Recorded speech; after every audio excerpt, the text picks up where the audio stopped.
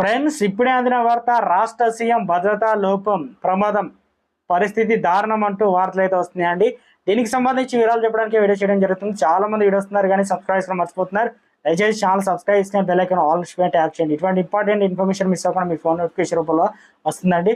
చాలా మంది మీరు చూస్తున్నారు కానీ లైక్ చేయడం లేదండి. దయచేసి లైక్ చేయండి, మిత్రులందరికీ వీడియోని షేర్ చేయండి. ప్రస్తుతం తీహార్ జైల్లో ఉన్న ఢిల్లీ సీఎం అరవింద్ కేజ్రీవాల్ కు ముప్పు పొంచి ఉన్నట్లు తెలుస్తుంది. ఇందుకు సంబంధించిన సమాచారం అధికారులు అందడంతో వారు హైలైట్ అయ్యారు. అదే జైల్లో ఉన్నటువంటి పలు గ్యాంగులు పాపులర్ అయ్యేందుకు ఆయనపై దాడి చేసే అవకాశం ఉందని అంచనా వేశారు. కేజ్రీవాల్ ఇప్పుడు జైలు నెంబర్ 2లో ఉన్నారు. గతంలో ఇక్కడ హత్యలు కూడా జరిగాయి. 2021లో శ్రీకాంత్ రామస్వామి అనే ఓ నిందితుని గ్యాంగ్ వార్లో హత్య చేశారు. 2015లో ఢిల్లీలో వసంత్ విహార్ దగ్గర జరిగిన ఓ హత్య కేసులో కూడా శ్రీకాంత్ పోలీసులు అయితే అరెస్ట్ చేశారు. అయితే జైల్లో ఉండగా సహా ఖైదీలు అతన్ని బ్యాట్లతో కొట్టి చంపినట్లు జైలు అధికారులు కోర్టుకు అయితే తెలిపారు. అప్పట్లో ఈ కేసు సంబంధించిన నలుగురిని అరెస్ట్ చేశారు. ఇప్పటికే ఖలిస్తానీ ఉగ్రవాది గుర్పాత్ సింగ్ పన్ను నుంచి కూడా అరవింద్ కేజ్రీవాల్ బెదిరింపులు వచ్చాయి. తిహార్ జైల్లో ఖలిస్తాన్ దాడి చేస్తారని అతడు హెచ్చరించాడు. ఇందుకు సంబంధించిన వీడియో కూడా ఇటీవల విడుదల చేశారు. దీంతో కేజ్రీవాల్ భద్రతకు ముప్పు ఉందనే అనుమానాలతో అధికారులు అప్రమత్తమయ్యారు. ఆయనకు 14 రోజులు జ్యుడిషియరీ రిమాండ్ విధించిన సంగతి తెలిసిందే. దీంతో ప్రస్తుతం ఆయన తిహార్ జైల్లో కూడా ఉన్నారు. ఈ క్రమంలో ఆయన ఆరోగ్యం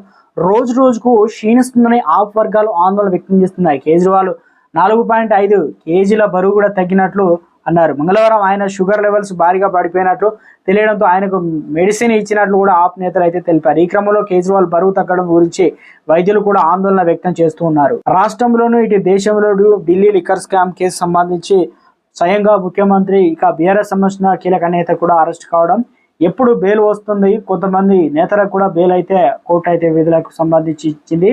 మరి ఇప్పుడు ప్రస్తుతానికి కీలక నేత అనగా ముఖ్యమంత్రికి ప్రమాదం పొంచి ఉండడంతో ఒకసారిగా అలర్ట్ అయినారు. ఎప్పుడు ఏం జరుగుతుందనేది ఉత్కంఠ మారుతుందంటున్నారు రాజకీయ నిపుణులు కూడా.